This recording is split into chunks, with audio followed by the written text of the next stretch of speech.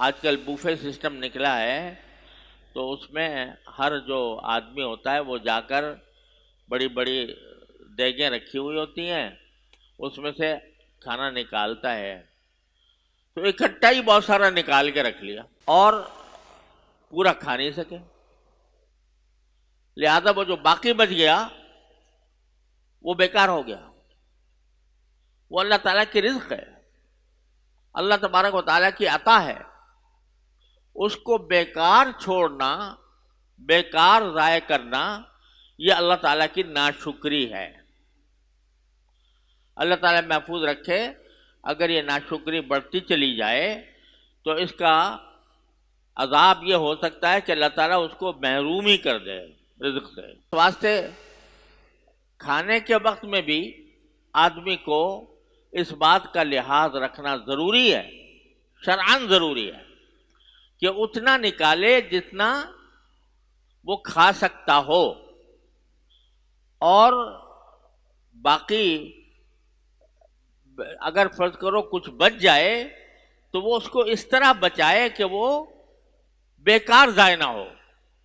اس کو پھینکنا نہ پڑے، وہ کسی اور کے کام آ جائے، اگر انسان کے نہیں تو کسی جانور کے کام آ جائے۔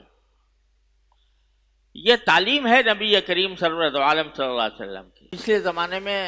عام طریقہ یہ تھا، رسول کریم صلی اللہ علیہ وسلم کے عہد مبارک میں بھی، کہ بعض اوقات کچھ بڑا سا تھال ہوتا تھا، اس کے اندر سالن ہے یا روٹی ہے، جو کچھ بھی ہے، سب مل کے بیٹھ جاتے تھے اور سب اسی میں سے کھاتے تھے۔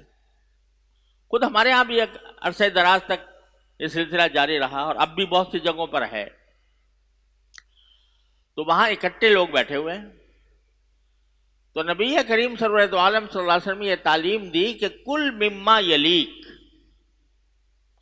کھانا وہاں سے کھاؤ جہاں تمہارے بالکل سامنے ہے، یہ نہیں کہ وہاں سے دوسری طرف سے کھانا شروع کر دیا، تاکہ ہر ایک آدمی اپنے حصے کا کھانا کھائے اور باقی نہ بچے۔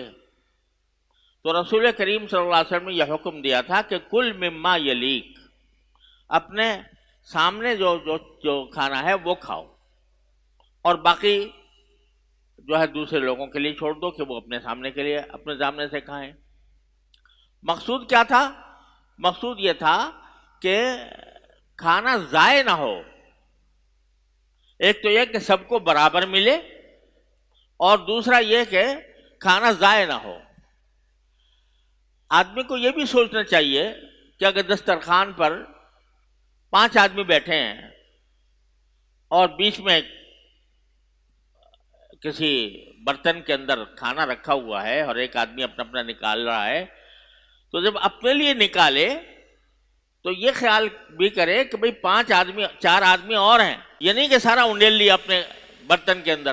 اور دوسروں کو محروم کر دیا۔ تو آدمی کو یہ خیال رکھنا بھی ضروری ہے کہ اگر مشترک طور پر کھا رہے ہیں تو بھئی سب حصے دار ہیں، سب حقدار ہیں، لہذا اتنا ہی نکالے جتنا وہ خود دوسروں کے لیے بھی کافی ہو جائے، اور پھر جتنا کھائے تو اپنے سامنے سے کھائے، اور جو بچ جائے تو اس بچے ہوئے کو ایسا نہ چھوڑے کہ وہ بالکل بیکار ہو کر چلا جائے۔ آج اگر ہم اپنے معاشرے میں دیکھیں، مہنگائی کا تو بہت شور ہے، لیکن اور ہے واقعات مہنگائی، اللہ تعالی ہم سے یہ دور فرما دے، لیکن اس مہنگائی کے دور میں بھی جا کر دیکھو، شادی کی تقریبات میں، ہوٹلوں میں جو کھانا بچتا ہے اور پھینک دیا جاتا ہے، وہ اتنا ہے کہ اس سے سینکڑوں ہزاروں انسانوں کی خوراک مہیا ہو سکتی ہے۔ وہ پورے ہوٹلوں کے اندر، بڑے بڑے ہوٹلوں کے اندر جو کھانے پکتے ہیں، تو ہوتا کیا ہے کہ کھانا پکا لیا زیادہ اور رکھ بھی دیا زیادہ، اور پھر اس کے بعد کھایا گیا کم، جو باقی بچا وہ کچرے میں چلا جاتا ہے۔ اللہ تعالیٰ کے رزق کی یہ بے حرمتی، اللہ تعالیٰ کے رزق کا یہ فضول کے بارے میں یہ فضول خرچی، یہ اسراف ہے اور بہت خطرناک